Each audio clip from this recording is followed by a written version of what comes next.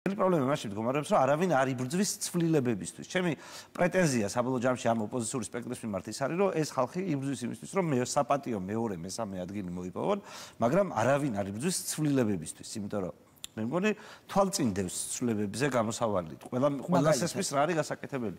ის რომ ჩვენ ამ პერიოდის განმავლობაში ამ უაზრო კინკლაობაში და ერთმანეთის შეურაცხყოფაში კარგად დაგვეკარგად, რომ ჩვენ ვიყავით ხალხი, ვისაც აზრი გააჩნდა და ამ აზრის შედეგად ჩვენ მარტო ჩვენ თქვით აზრი. თქვით, რომ საჭირო არის მოვძებნოთ კანდიდატი, რომელიც არ არის არც ერთი პარტიის წევრი, რომელსაც საჯარო რეპუტაცია გააჩნია ესეთი, რომ დედას არ აგინებენ და ყველამ დავუჭიროთ მხარი. მე ხო არ მithomს, რომ არ დამისახელებია. ერთიანი კანდიდატის მომხრე იყო. ხარ ეხლა თქვა ხადა მეტის ფაქტორების არჩევნებზე თბილისის გულის ხო ალბათ თბილისში, ბათუმში, ქუთაისში, რუსთავში, თელავში ყველგან არსებობს შანსი გამარჯვების. ყველა დიდ ქალაქში არსებობდა შანსი გამარჯვების.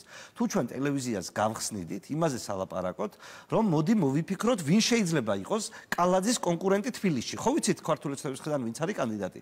სავარაუდოდ კახი კალაძე. ხო, სავარაუდოდ კახი კალაძე. ჩვენ უნდა მოვძებნოთ მისი საპირწონე კანდიდატი, რომელიც არ იქნება არც ერთი პოლიტიკური პარტიის წევრი, რომელსაც არ გააჩნია ესეთი რეპუტაცია, რომ მის გვარის გაგონებაზე ქართულ ხალხს დეგდიზგინება უნდება. უბრალოდ ეს ხალხი ფიქრობს, რომ ყველა მათგანი თვითონ არის ყველაზე ღირსეული კანდიდატი, ხაზარაძე აღირსეული კანდიდატი, მელია აღირსეული კანდიდატი, ვიღაცა აღირსეული კანდიდატი, კიდევ ვიღაცა აღირსეული კანდიდატი. მე არავის პოლიტიკური ლიდერებზე კეთდება. ხო, თავისთავად ხედავ, ყველა ხო ამაზე ბოდიში ჟარგონისთვის ჩალიჩობს, რომ საკუთარი კანდიდატურა დააყენოს როგორც ყველაზე ღირსეული.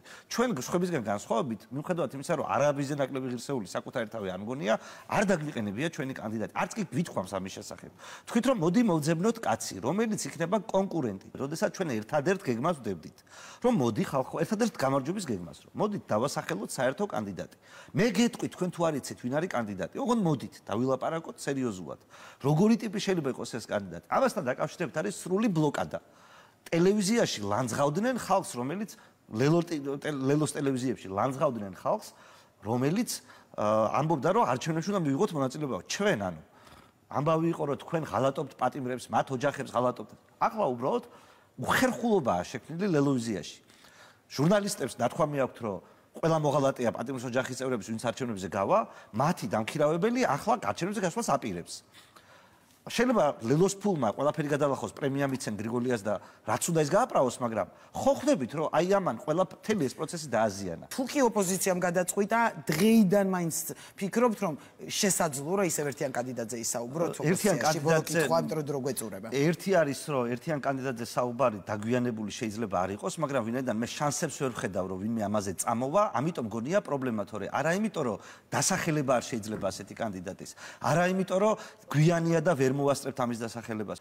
ხვალვე მოვიდეს ჩემი ძვირფასი კოლეგები ოპოზიციიდან, ხვალვე ვეტყვი იმ კანდიდატის სახელს და გვარს, რომელიც ჩემი აზრით მოუგებდა კანდიდატს. ხავთ უკვე, ანუ ეს შეიძლება იყოს საერთო კანდიდატი თქვენთვის მაინც შერჩეული? გეტყვით, აი მაგალითისთვის რომ ოპოზიციამ დაასახელოს ალექსანდრე ჩივაძე.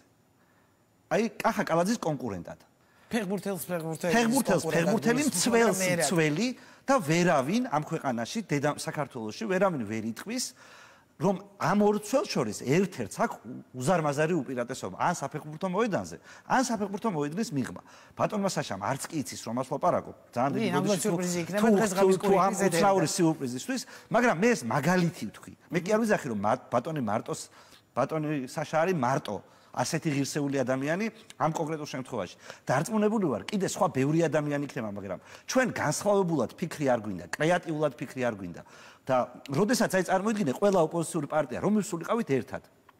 ბატონ საშასთან, ან ვინმე მსგავს პიროვნებასთან, მსგავსი რეპუტაციის, მსგავსი ავტორიტეტის, სერიოზულად გვეთხოვა, რომ აი ასეთი პრობლემა აქვს ქვეყანას. მილიონჯერ დაგიცავთ საქართველოს კარები. მოდი კიდევ ერთხელ დაიცავით. და აი ჩვენ ყველაფერს გავაკეთებთ ამისთვის. ამას გავაკეთებთ.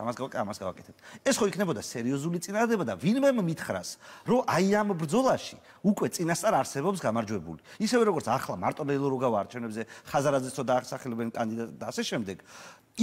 ნახოთ ვის დაასახელებენ. სად უფრო მეტი შანსი იქნებოდა, მაგრამ აი წარმოიდგინეთ, რომ ვინაიდან ასეთი იდეების გაგონება არ უნდათ. ვინაიდან ასეთი დაფიქრება არ უნდათ, შენ ხვდები რომ ამ ხალხს მოგება არ უნდა, მოგებისთვის არ იბრძვიან, თორე მოგებისთვის შენ რო იბრძოდე, ბევრად უფრო მეტი კრეატიული რაღაცების მოფიქრება არის შესაძლებელი.